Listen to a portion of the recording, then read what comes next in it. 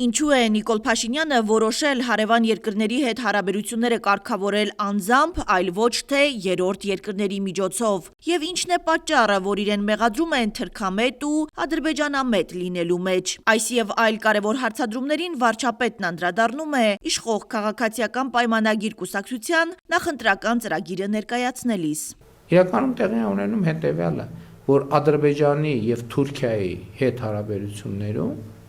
մենք միշտ գործել ենք երրորդ երկրների միջոցով։ Այսինքն մեր ասելիքները եւ մեր օրակարգերը 90 եւ ավելի տոկոսով քննարկել ենք երրորդ երկրների միջոցով։ Եվ ինչ ենք արձանագրել։ Երբ որ դու երրորդ անձի միջոցով ես շփվում որևէ մեկի հետ, դու չես կարող երբեք համոզված լինել, որ քո ուղերձները երրորդ անձը հասցեատիրոջը ճիշտ է փոխանցում եւ նրա ուղերձները փոխանցելիս նույնպես ճշգրիտ է գործում։ Սա է եղել հիմնական պատճառը, որ տասնամյակներ շարունակ տարածաշրջանում խաղաղություն չի հաստատվել, նշում է վարչապետը։ Մենք փոխել ենք մեր դիրքորոշումը։ Մենք ասել ենք, եթե մենք Թուրքիայի եւ Ադրբեջանի հետ խոսելու բան ունենք, իսկ մենք ունենք ակնհայտորեն, ինչու չպիտի խոսենք, որովհետեւ սա է միակ երաշխիքը, որ մենք վստահ կլինենք, որ մեր ուղերձը ճիշտ է հասել տեղ եւ վստահ կլինենք, որ պատասխանը ճիշտ ենք, ճիշտ պատասխան ենք ստանում, այսինքն ճշգրիտ լավ վատ է երկրորդ հարցն է, բայց որ հաղորդակցության մեջ դեֆորմացիաներ չլինեն։ Փաշինյանն ընդգծում է, իսկ Հայաստանի Հանրապետություն Ռուսաստանի Դաշնություն հարաբերությունները կառուցողական վերափոխման փուլում են։ Ըստ էության Ռուսաստանի հետ մեր հարաբերությունները ամբողջությամբ կառուցվել են Ղարաբաղյան շարժման պայմաններում։ Հիմա երբ Ղարաբաղյան շարժումը չենք շարունակում, հիմա երբ խաղաղություն է հաստատված, երբ կոնֆլիկտը կարգավորված է, բնականաբար հարաբերությունները պետք է հարմարեցվեն, զարգանան այդ նոր տրամաբանությամբ։ Ուրիշ պարզ բան ասեմ, նախկինում կոնֆլիկտի պայմաններում մենք Ռուսաստանի հետ երկաթուղային հաղորդակցություն երբեք չենք ունեցել։ Հիմա ունենք երկաթուղային հաղորդակցություն։ Դա ազդեցություն ունենալու է մեր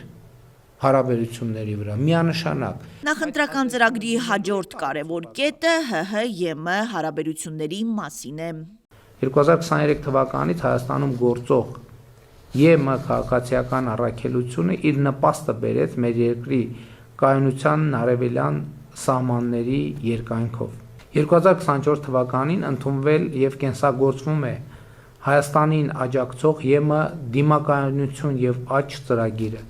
ԵՄ անդամ պետությունները կոնսենսուսային որոշմամբ Հայաստանին աջակցություն տրամադրեցին եվրոպական խաղաղության գործիքի ներքո։ 2025 թվականին ընդունվեց Եվրոպական միությանը Հայաստանի Հանրապետության անդամակցելու գործընթացի մեկնարկի մասին օրենքը։ Մեկնարկեց Հայաստան-Եվրամիություն մուտքի արտոնագրերի ազատականացման երկխոսությունը,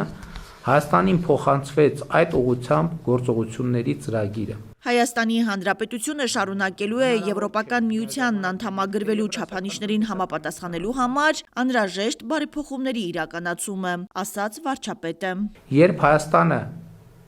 կհամապատասխանի Եվրամիության չափանիշներին, ԵՄ-ին անդամագրվելը կդառնա քաղաքական որոշման հարց եւ կախված կլինի նրանից, թե արդյոք Եվրամիությունը պատրաստ է ընդունել Հայաստանին։ Եթե այո, Հայաստանի Հանրապետությունը կդիմի Եվրոպական միության լիարժեք անդամ դառնալու համար։ Եթե ոչ, վերը նշված բարեփոխումների իրականացումը ռազմավարական ձեռքբերում կլինի Հայաստանի Հանրապետության համար, որովհետև Հայաստանի Հանրապետությունը դարձած կլինի եվրոպական չափանիշներին լիարժեք համապատասխանող երկիր։ Փաշինյանը հաստատեց, հնարավոր չէ միաժամանակ լինել թե Եվրասիական տնտեսական միության անդամ եւ թե Եվրոպական միության անդամ։ Քանի դեռ Եվրոպական միության հետ մոտարկման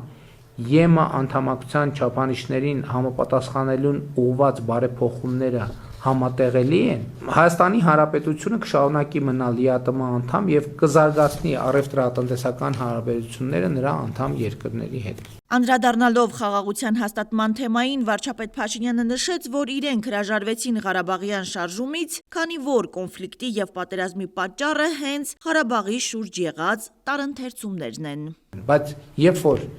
մենք գալիս ենք միջազգայինորեն ճանաչված սահմանների շրջանակում ճանաչում ենք միմյանց տարածքային ամբողջականությունը, պատերազմի պատճառը վերանում է, պատերազմի ֆունդամենտալ պատճառը վերանում է եւ այդ հենքի վրա է, որ հնարավոր է լինում ստեղծել խաղաղություն։ Եվ սա է պատճառը, որ մենք ասում ենք նաեւ, որ այսօր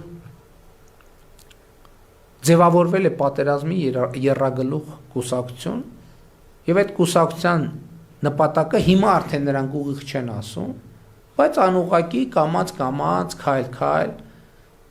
Ղարաբաղյան շարժումը վերականգնելն է, այսինքն կոնֆլիկտը վերականգնելն է, այսինքն պատերազմը վերականգնելն է։ Իսկ ինչ տեղի կունենա, եթե կրկին քննարկվի արցախահայերի վերադարձի իրավունքի հարցը։ Ադրբեջանը դրան կհակադրի